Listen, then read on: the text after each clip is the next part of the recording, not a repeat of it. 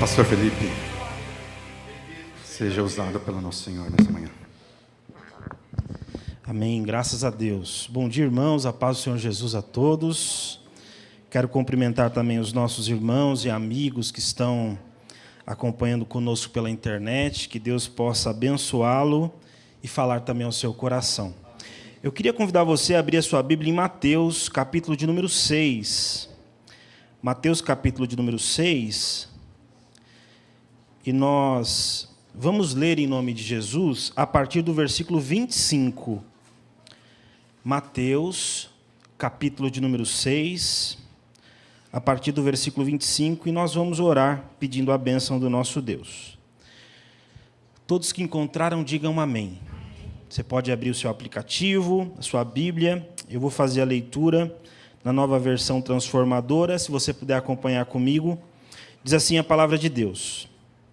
Por isso digo a vocês, não se preocupem com a sua vida, quanto ao que irão comer ou beber, nem com o corpo, quanto ao que irão vestir. Não é a vida mais do que o alimento, e não é o corpo mais do que as roupas? Observem as aves do céu, que não semeiam, não colhem, nem ajuntam em celeiros. No entanto, o Pai de vocês, que está no céu, as sustenta. Será que vocês não valem muito mais do que as aves? Quem de vocês, por mais que se preocupe, pode acrescentar um côvado ao curso da sua vida? E por que se preocupam com o que vão vestir? Observem como crescem os lírios do campo.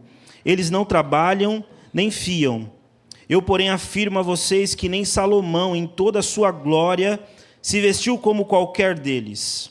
Ora, se Deus veste assim a erva do campo, que hoje existe e amanhã é lançada no fogo, não fará muito mais por vocês, homens de pequena fé. Portanto, não se preocupem dizendo, que comeremos, que beberemos, ou com que nos vestiremos, porque os gentios é que procuram todas estas coisas. O Pai de vocês, que está no céu, sabe que vocês precisam de todas elas. Mas busquem em primeiro lugar o reino de Deus e a sua justiça, e todas estas coisas lhes serão acrescentadas. Portanto, não se preocupem com o dia de amanhã, pois o amanhã o trará os seus cuidados, basta ao dia o seu próprio mal. Amém? Feche seus olhos, vamos orar, pedindo a bênção do nosso Deus. Senhor, nossa gratidão a Ti por esse sábado abençoado em que nós podemos nos reunir aqui hoje para celebrar o Teu nome. A Tua palavra nos diz que o Teu Espírito habita em nós e Ele nos sonda, Senhor. O Senhor conhece o nosso coração.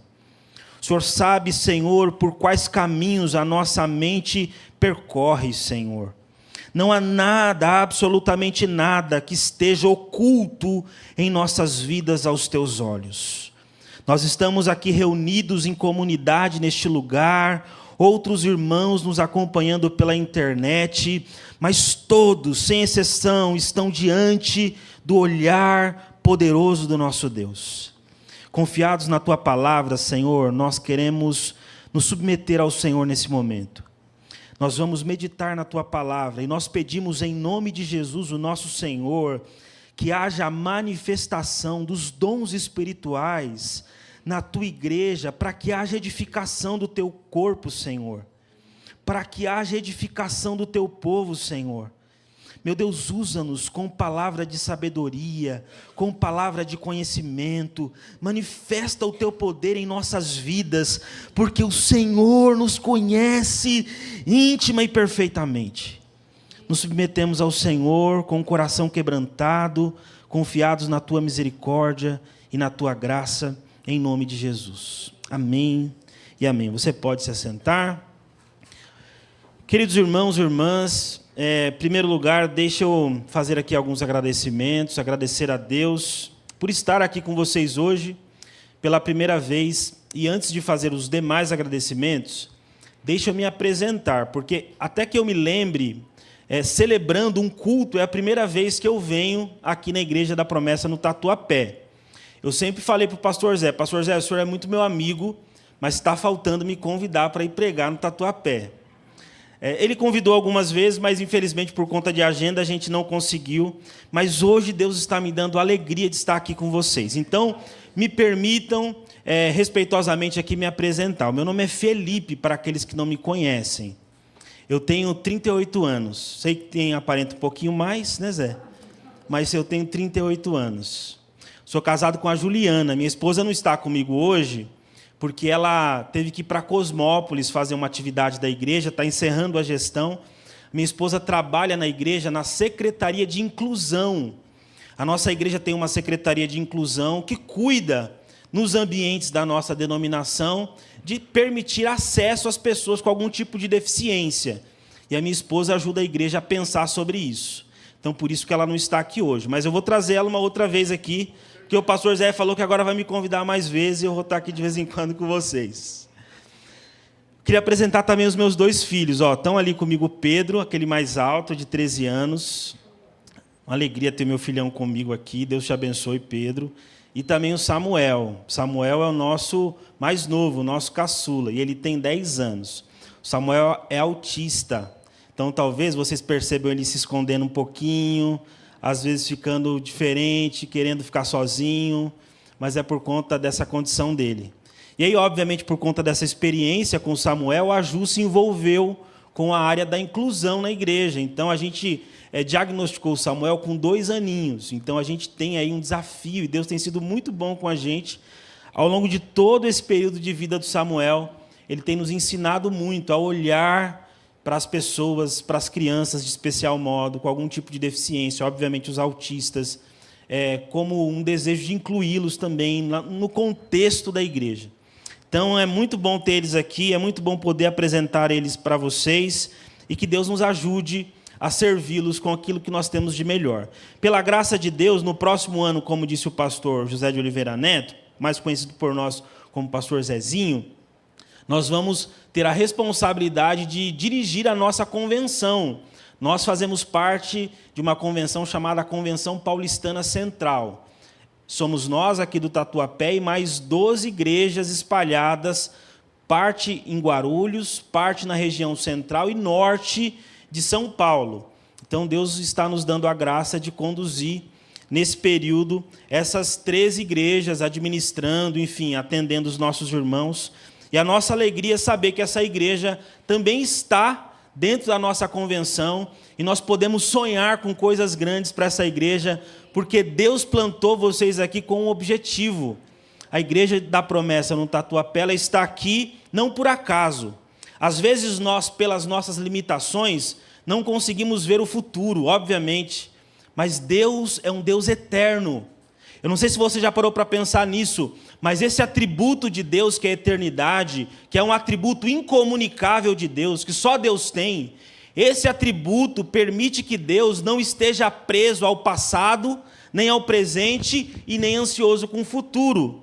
Deus é eterno e ele vê todas as coisas como se fosse um presente eterno. Então Deus sabe o que Ele pensou para a igreja do Tatuapé para os próximos anos. Ainda a gente não sabe, mas Ele sabe.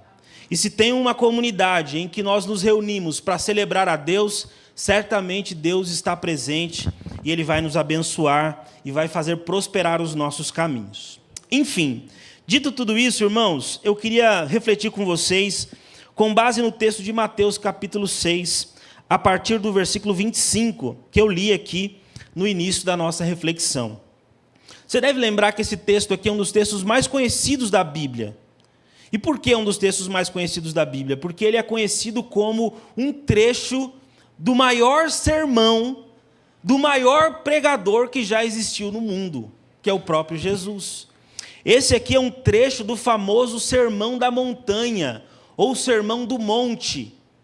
Há mais de 2000 anos atrás, Jesus sobe em um dos montes de Jerusalém e ele prega uma mensagem. E essa mensagem é conhecida como Sermão do Monte exatamente por isso, porque ele estava numa colina um pouco mais alto, a região era conhecida como uma montanha. Mas a grande questão desse texto é as palavras que Jesus ensina, são as verdades que Jesus ensina. E Jesus, ao longo do capítulo 5, 6 e 7 do Evangelho de Mateus, prega o seu melhor e maior sermão. Não melhor, talvez melhor seja uma forma de falar, mas um sermão tão poderoso, que ele foi capaz de formatar a igreja por muitos anos. Alguns estudiosos vão dizer que esse sermão é o sermão dos sermões. É como se fosse um resumo, a essência daquilo que significa ser cristão. Eles vão dizer, se você quiser conhecer e saber o que significa ser um cristão de verdade, compreenda o sermão da montanha. Porque ali Jesus diz qual é o perfil dos seus seguidores. É basicamente isso que está descrito no sermão da montanha. O que é curioso nesse sermão, pelo menos para mim, é que Jesus está falando há mais de 2000 anos atrás de assuntos que têm a ver com a nossa vida hoje. Algumas pessoas olham para a Bíblia e dizem assim, não, a Bíblia é um pouco ultrapassada, a Bíblia é um livro muito antigo. Mas Jesus está no capítulo 6 falando exatamente de ansiedade. Olha só como a palavra de Deus, ela é profunda, ela é perfeita. Há 2000 anos atrás, Jesus falando exatamente sobre uma das questões, uma das crises mais profundas deste nosso tempo.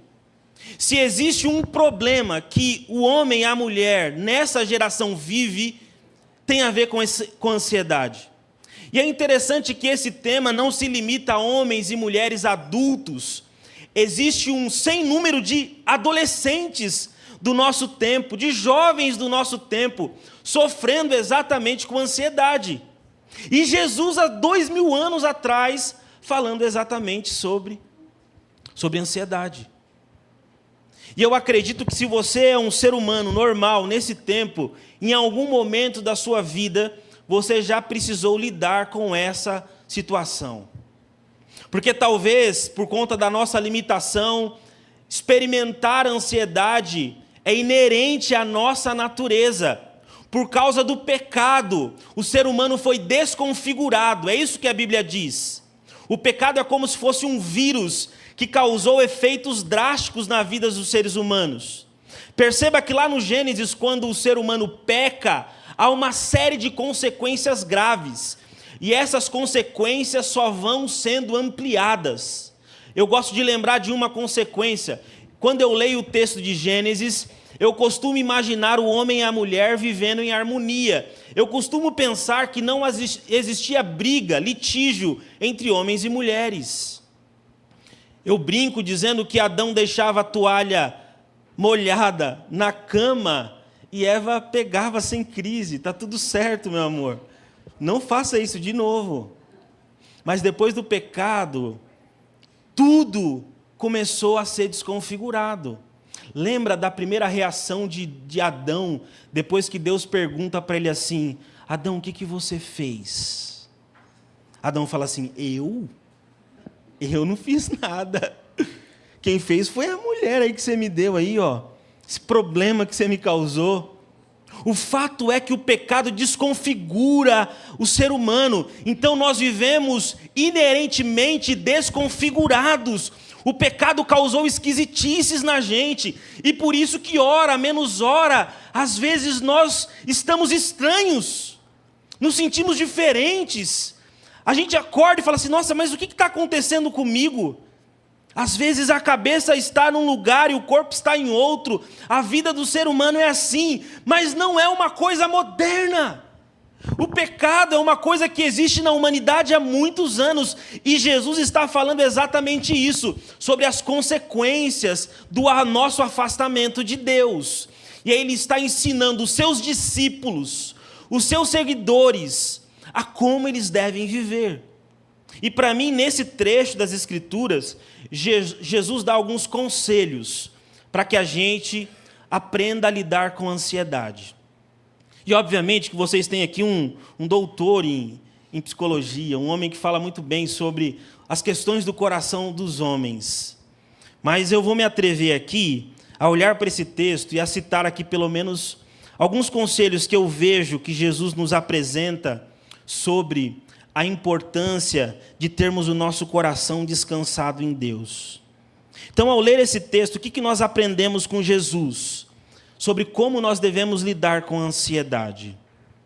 Se você, assim como eu, às vezes precisa desse direcionamento de Deus para termos a nossa vida reorganizada, eu queria desafiar você a pensar isso comigo.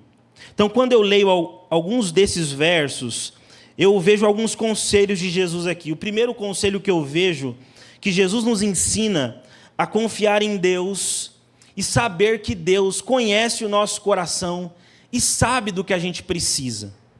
Então, se eu pudesse te dar um conselho de como vencer a ansiedade, com base nesse texto, eu diria para você assim, olha, confie em Deus, aprenda a confiar em Deus, desenvolva a capacidade de confiar em Deus, porque Deus sabe o que você precisa.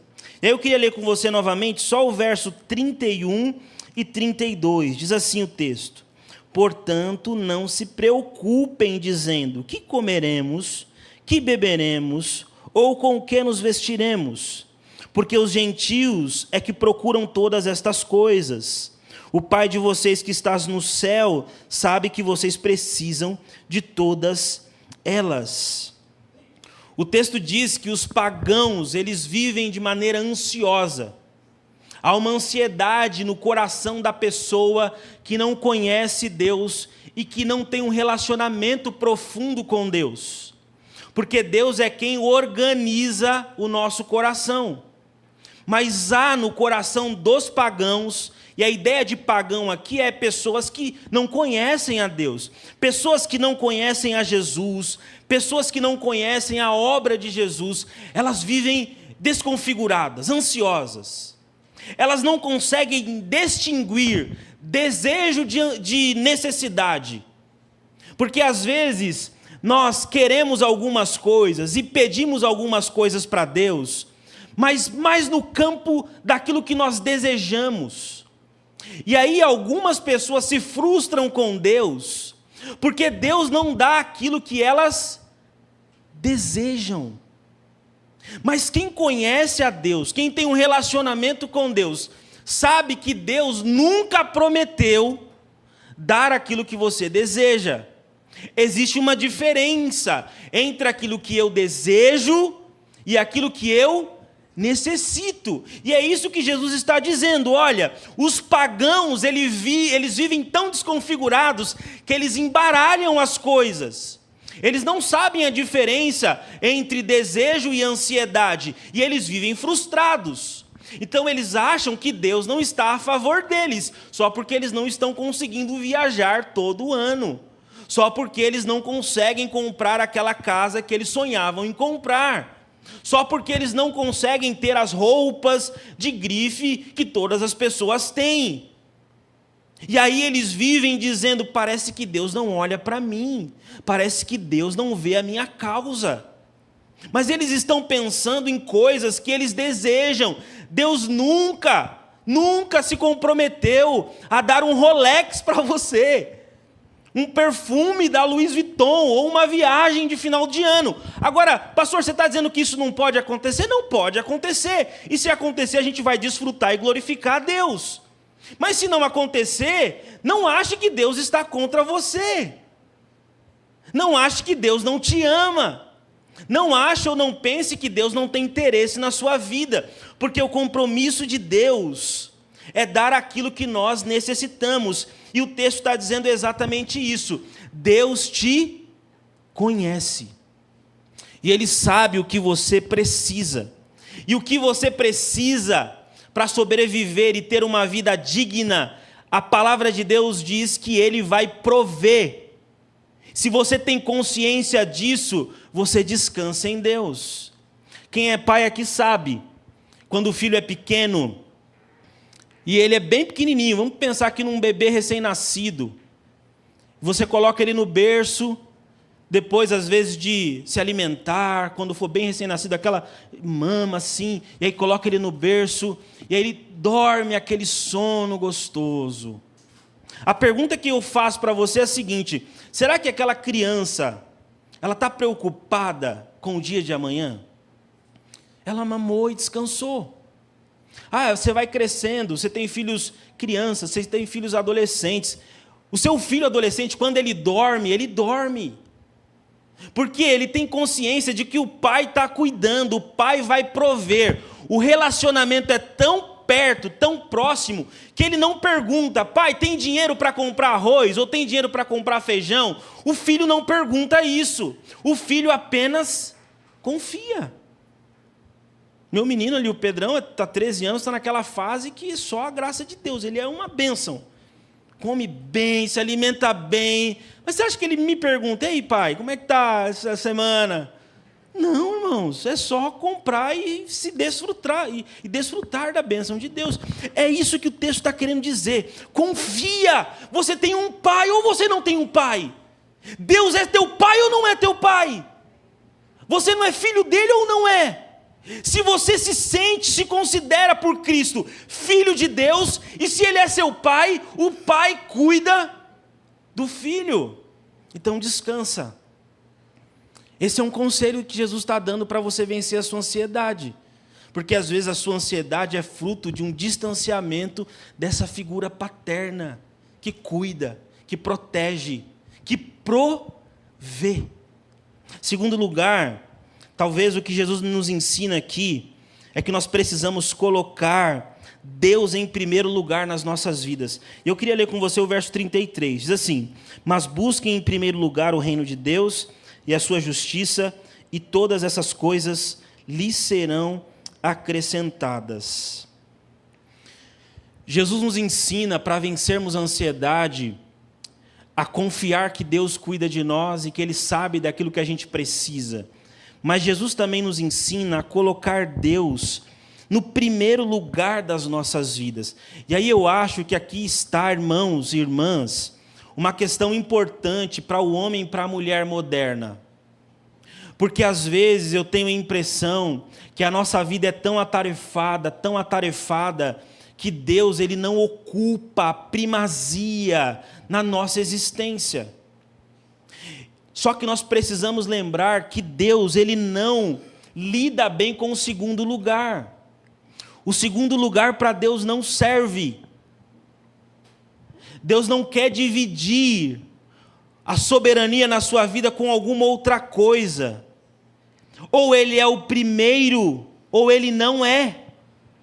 Esse é o conselho de Deus. Olha, você precisa colocar Deus em primeiro lugar na sua vida. E aí, se você lembrar do Sermão do Monte, você vai ver que Jesus fala de várias disciplinas espirituais que os seus discípulos vivem. Tem um texto do Sermão do Monte que Jesus fala: bem-aventurado aquele que tem fome e sede de justiça.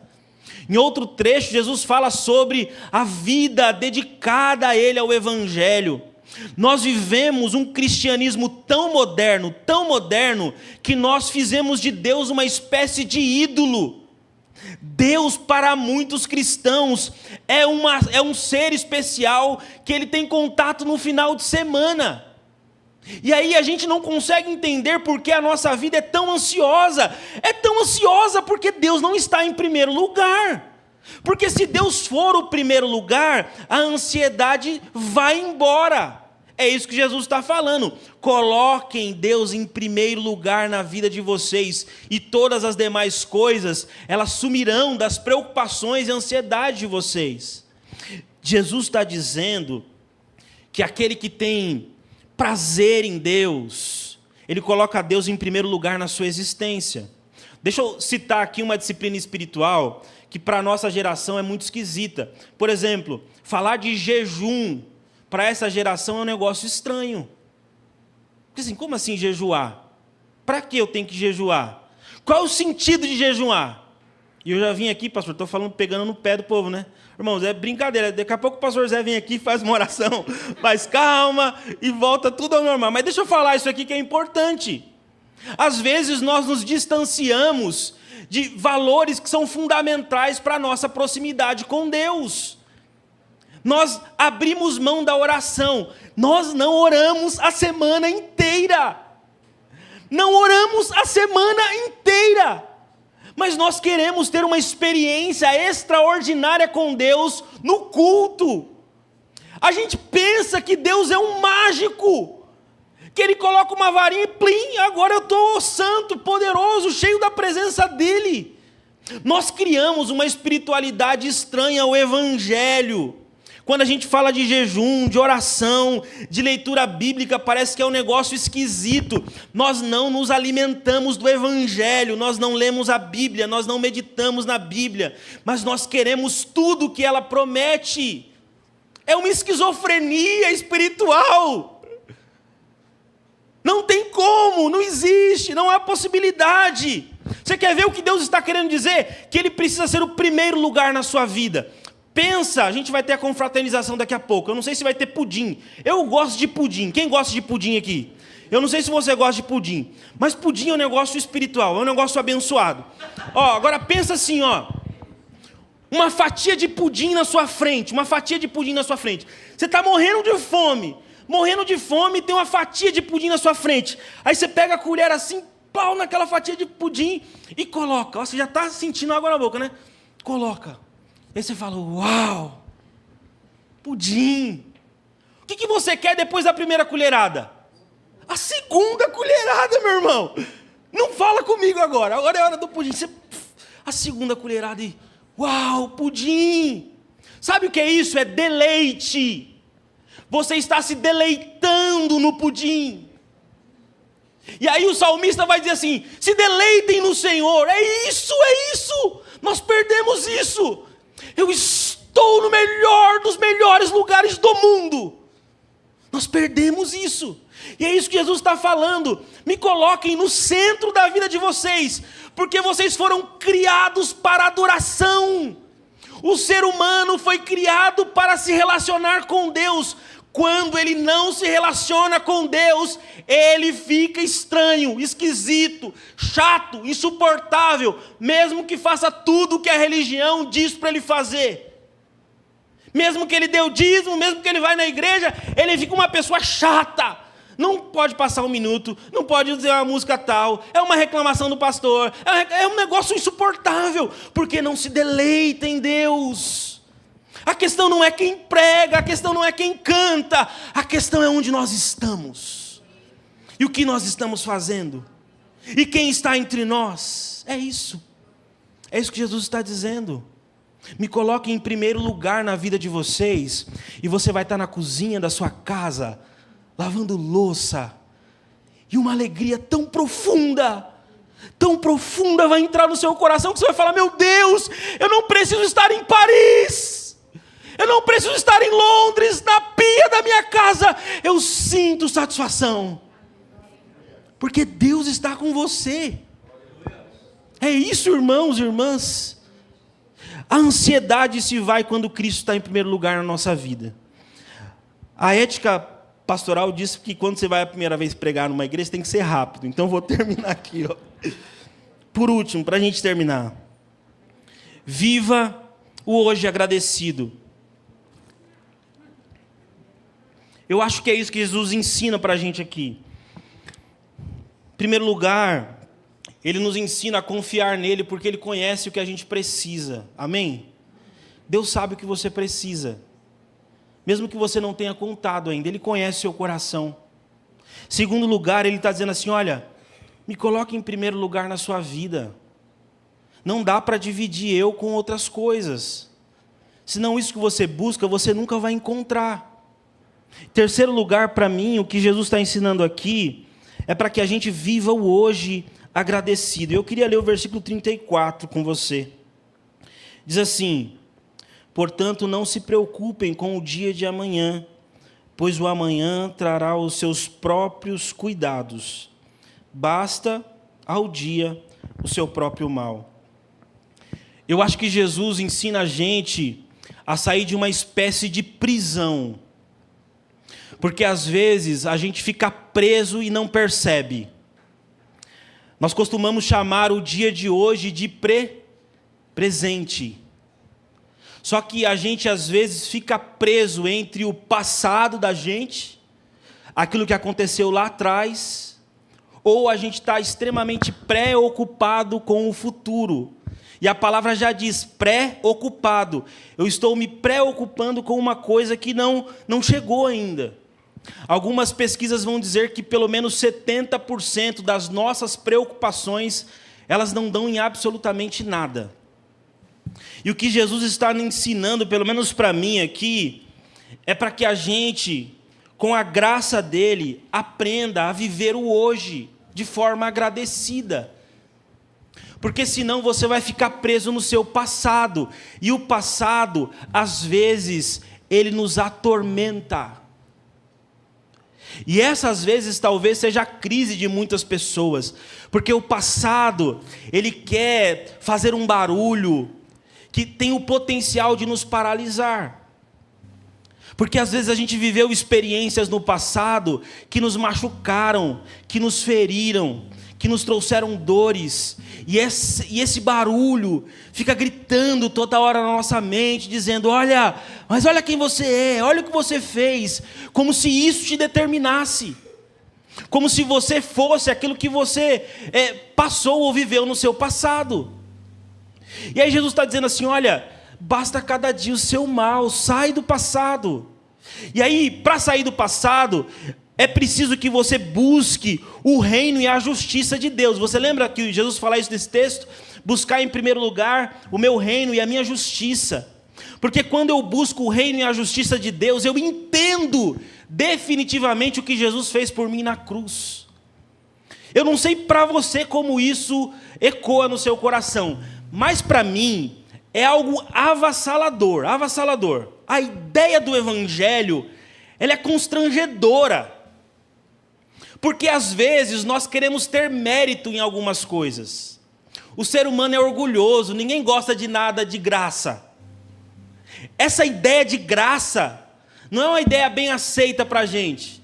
Porque a gente não quer ser ajudado por ninguém, a gente não quer ser transformado por ninguém, alcançado por ninguém. Mas o evangelho, a justiça de Deus, precisa estar clara na sua mente. Porque quando você entende a justiça de Deus, o passado perde o poder sobre você. Porque a Bíblia vai ensinar, o evangelho vai ensinar, que Jesus Cristo morreu pelos passados que você cometeu no passado, os pecados que você comete no presente. Essa parte é assustadora. Mas a Bíblia diz que Jesus morreu pelos pecados que você vai cometer no futuro. Jesus morreu definitivamente por você. Isso para mim é avassalador. Porque isso significa que a culpa que eu sentia, ela foi cravada na cruz do Calvário. Quando você olhar para o seu passado, não olhe para ele sem passar pela cruz. Porque se você pertence a Jesus, o seu passado é coberto com a sombra da cruz. Pastor, mas eu fiz isso, eu fiz aquilo. Pastor, mas você não sabe o que aconteceu na minha vida. Não me interessa. A palavra de Deus diz que todos os pecados foram perdoados. Todos. A palavra de Deus diz que nenhuma condenação há para aqueles que estão em Cristo Jesus. A palavra de Deus diz que não há condenação. Os pecados foram perdoados. Quem lembra é a gente, Jesus não lembra mais. A cruz do Calvário é poderosa para corrigir os erros que nós cometemos no passado. Esse é o poder do evangelho, irmãos. A grande pergunta é como você vive diante dessa boa notícia. De que você está perdoado, de que não há condenação sobre a sua vida, que a Trindade está nesse momento olhando para o bairro do Tatuapé, e ela olha na perspectiva da lente, da ótica da cruz de Cristo, e quando a Trindade olha para a gente, pastor José de Oliveira Neto, ela vê gente salva, remida, comprada e lavada pelo sangue do Cordeiro. É um negócio extraordinário, para mim é estranho, mas a única coisa que eu faço é aceitar e dizer obrigado, Jesus. Essa ideia de que Deus está olhando para mim agora e o Espírito está se alegrando comigo, mesmo eu sendo quem eu sou, é algo poderoso. O meu passado fica para trás, mas eu também não posso olhar com tanta expectativa e ansiedade para o futuro, porque ele não existe, ele não me pertence, não está no nosso domínio. O que me resta, segundo a Bíblia, é viver essa experiência, é viver o agora. E é isso que Jesus está falando: viva o hoje de maneira agradecida. Eu queria desafiar você, nesse finalzinho de ano, a olhar menos para os problemas que estão pela frente e a olhar mais para tudo aquilo que Deus está fazendo, aquilo que Deus fez na sua vida. Pensa assim, quem você era, onde você estava, o que você passou e o que Jesus Cristo fez por você. O amor incomparável dele por nós. Então, por isso que o sábado é um tempo de encontro, de celebração. A minha oração é que a ansiedade não tenha espaço no nosso coração, nem neste dia e nem nos dias que estão por vir. Que nós possamos viver intensamente confiados na graça e na misericórdia de Deus, e que possamos hoje desfrutar dessa dádiva que é a vida. Viver é uma grande dádiva, irmãos. Então nós podemos celebrar a Deus. Eu queria te convidar a ficar em pé e eu queria orar com você.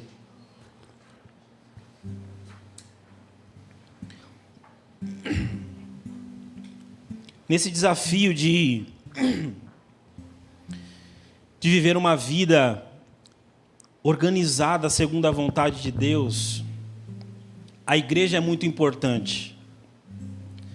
Eu queria terminar a minha reflexão desafiando vocês a pensarem nisso. A igreja é muito importante. É muito importante que a gente desenvolva amigos espirituais. Pensem aí, na sua mente. Quem são os seus 5 melhores amigos? Pensem, não precisa falar, pense assim, Seus 5 melhores amigos, quem são essas pessoas? Dentre aqueles que não são cristãos, ou aqueles que são cristãos, quantos desses amigos você consegue conversar sobre coisas do seu coração, de maneira espiritual? A igreja é terapêutica. Jesus não criou a igreja por acaso. A igreja é tão diferente, é tão diferente, que é um monte de gente diferente congregando no mesmo lugar. Gente que pensa diferente, às vezes não concorda num monte de coisa, mas esse pessoal vive unido, é um negócio espiritual. Eu queria pensar e desafiar você, nessa oração, a pedir isso para Deus. Deus, me ajuda a construir amizades espirituais. Eu sou uma pessoa, por incrível que pareça, extremamente reservada. Extremamente reservada. Eu tive muita dificuldade para entender isso. Porque às vezes é muito difícil a gente dar o coração para alguém. Conversar com alguém, abrir o coração para alguém é muito difícil. E eu não critico você se talvez você tenha respondido: não, pastor, eu não tenho ninguém ainda. Mas se você está nesse culto, se você está acompanhando pela internet, o conselho de Deus para você, olha, em 2024, eu vou colocar amigos espirituais no seu caminho. E eu queria que você lembrasse daquilo que eu estou falando com você hoje. É como se Deus estivesse dizendo: olha, eu vou colocar gente para você falar sobre Deus, para você compartilhar sobre Deus, para você orar sobre as coisas de Deus, para que a sua vida ela esteja mais organizada e centrada na vontade de Deus. E uma das ferramentas que Deus usa é a igreja. Então eu queria que nessa oração nós disséssemos isso para Deus: Deus, me ajuda a estar na igreja, mas a ser igreja. Porque talvez você esteja pensando assim: pastor, então eu vou esperar Deus me mandar alguém para eu, entendi agora, essa pessoa aqui, né? Mas pode ser que você seja essa pessoa para alguém. Faz sentido o que eu estou dizendo? Pode ser que a pessoa está esperando você. E aí você está falando: Deus, vou esperar a pessoa chegar, mas é você às vezes. Dá um passinho. Fala com alguém diferente. Ora. Busca um relacionamento espiritual. Porque a Bíblia diz que Deus habita na comunidade dos discípulos. Eu queria orar com você. E nessa oração a gente vai pedir isso para Deus nos ajudar a vencer a ansiedade, a nos ajudar a confiar nele, na palavra dele, e a construir vínculos profundos, que sejamos fortalecidos uns aos outros. Feche seus olhos, vamos orar em nome de Jesus. Senhor, nós te louvamos, Pai. Nós te louvamos pela tua santa e poderosa palavra. O Senhor é um Deus que fala conosco. O Senhor cuida da sua igreja. O Senhor sabia que eu estaria aqui hoje, no primeiro dia do ano, Senhor. O Senhor vive um eterno presente. Esse dia já existe na eternidade, porque o Senhor conhece os nossos corações. Pai, o Senhor sabia cada uma das pessoas que estariam aqui nesse culto hoje. O Senhor sabia das pessoas que estão nos acompanhando pela internet. O Senhor sabia de tudo. O Senhor planeja momentos, situações, para que os teus filhos sejam agregados, cuidados, alimentados, Senhor. E nessa manhã nós abrimos a tua palavra e ela nos direcionou a essa verdade. Nós oramos nessa manhã, Senhor, de sábado, pedindo ao Senhor, nos ajuda a nos deleitarmos em Deus, a termos o nosso coração dobrado diante de Deus, nos ajuda a colocar a Cristo em primeiro lugar nas nossas vidas. Nos ajuda, Senhor, a não dividir o nosso trabalho, a nossa família, os nossos relacionamentos e Cristo. Que todas essas coisas que são importantes, elas estejam submetidas ao nosso relacionamento com o Senhor. Porque não obstante as lutas que nós enfrentamos nessas áreas da nossa existência, quando nós estamos repousados, descansados em Ti, nós encontramos sentido para viver, meu Deus. E a nossa oração nessa manhã é para que isso aconteça em nossas vidas. Ajuda a igreja do Tatuapé, Senhor. Ajuda os nossos irmãos que estão conectados conosco a entenderem a importância de nutrirmos amizades espirituais, meu Deus. Nos ajuda, Senhor, a nos reunirmos como comunidade e a nos deleitarmos na Tua presença. Não existe um lugar melhor do que este lugar, meu Deus, onde o Teu Espírito habita, onde curas espirituais acontecem, onde libertações acontecem, onde histórias são transformadas, Senhor. Nós estamos no lugar onde a presença de Deus está. E isso para nós é o suficiente. Senhor, nós oramos pedindo ao Senhor que esta oportunidade, esse dia, seja um dia em que nós possamos tomar essas decisões. Decisões profundas do nosso coração e que vai resultar em glórias, honras e louvores ao Teu nome. É a nossa oração em nome de Jesus e para a glória de Jesus. Amém, amém. Deus nos abençoe, irmãos.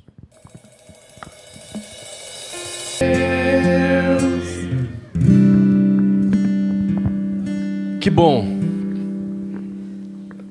que esses bancos se transformaram em divãs, viu, pastor Felipe? O tom aqui, o pastor Felipe entendeu de uma maneira muito boa. Aqui é hospital. Nós, inclusive, vamos trabalhar muito mais com igreja hospital e talvez só com igreja hospital na Convenção Paulistana Central. Igreja tribunal a gente administra assim meio com cautela. Mas foi muito importante. Sabe o que Deus disse para você? Será que dá para você se aquietar um pouquinho? Aquietai-vos e sabei que eu sou Deus. Eu cuido de ti. Eu cuido. Olha para trás aí. E diga como o salmista do Salmo 124 disse: se não fora o Senhor que esteve ao meu lado, eu teria sido engolido. Mas cheguei até aqui. Eu só quero, antes da gente entrar para um momento conclusivo aqui, queria que o pastor Felipe nos liderou nessa ministração, na oração da ministração, mas eu quero que você ore e agradeça a Deus pelo cuidado que Ele está tendo. Você já pensou, nós estamos concluindo o nosso ano aqui, num momento de confraternização, de aproximação. Quantos obstáculos foram vencidos? No sábado que vem a gente vai verbalizar isso, nos nossos agradecimentos. Mas hoje a gente já está agradecendo, até aqui nos ajudou o Senhor. Então agradeça ao Senhor e descanse, mas viva isso que você fala. Quantas vezes você fala assim, muito obrigado, Senhor, pelas tuas bênçãos. E aí você continua tenso, você continua ansioso. Muito obrigado para quê então? Obrigado pelo teu cuidado comigo. Continua ansioso. Você não está sendo verdadeiro. Agradeça e vivencie esse agradecimento. Você quer vivenciar? Vamos agora. Fale com Deus aí. Senhor, como tu és bom. Fale com Deus. Nós te louvamos, nós te glorificamos, nós te agradecemos. Até aqui fomos guardados, protegidos por ti e continuaremos. Se não fora o Senhor que esteve ao nosso lado, nós estaríamos todos engolidos pelas adversidades da vida, pelos inimigos e até por seres humanos, mas maior é o que está em nós do que aquele que está no mundo. Maior é aquele que nos chamou. Nós descansamos em Ti. Que Teu Espírito Santo nos ensine a ficarmos quietos, a nos aquietarmos diante dessa realidade tão grande, inequívoca do Teu cuidado. E assim as coisas continuarão acontecendo todas naquela perspectiva que o Senhor anunciou. Tenho para vós pensamentos de paz. Muito obrigado, Senhor. Glória ao Teu nome. Glória ao Teu nome. Muito obrigado, Senhor. Amém. Todos podem se assentar por um instante? Bom, só completando, como